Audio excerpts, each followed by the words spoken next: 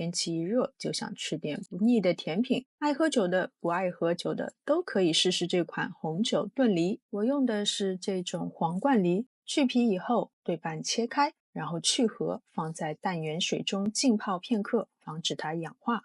取一个橙子的橙皮，这个橙子我已经提前用盐搓洗过了，只要橙色的外皮，要把里面白色的囊切除干净，不然会有苦涩的味道。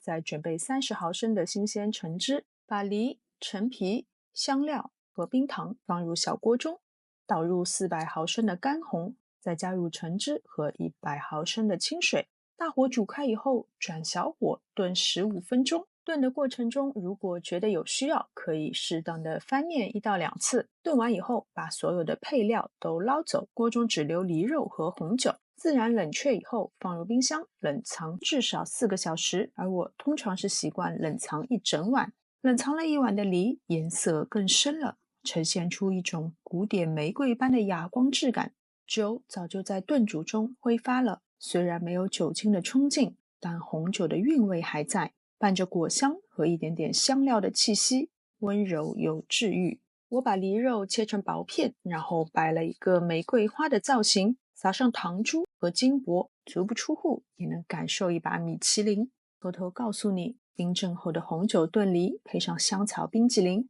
那是好吃到想要报警的程度。好了，今天的视频就到这边，非常感谢大家的观看，我们下次再见。